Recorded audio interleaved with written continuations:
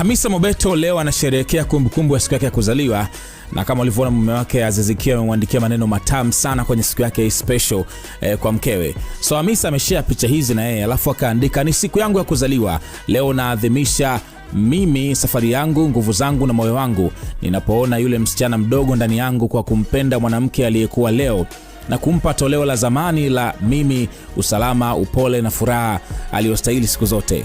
Kila hatua niliyopita imenijenga, na leo nipo nikiwa nimejaa neema, shukrani na matumaini tele.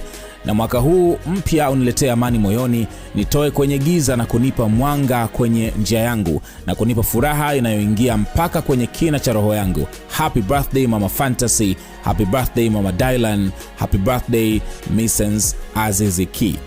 So haya ni maneno ambayo Hamisa ameandika akisherehekea kumbukumbu ya siku yake ya kuzaliwa, na hii ni birthday yake ya kwanza tangu aingie kwenye ndoa, au sio? So mambo yanakwenda vizuri sana kwa Hamisa Mobeto. Ukimwangalia ni kama akui. Hamisa ni yule yule mwaka jana, mwaka juzi, anaonekana vile vile mrembo na vitu vingine kama hivyo. Kuna matunzo, lakini pia ana maisha mazuri. Changamoto, shida ndogo ndogo zimemwepuka, na ndio maana mambo yake yanakwenda vizuri kabisa. So happy birthday to you Hamisa Mobeto, more life and more wins.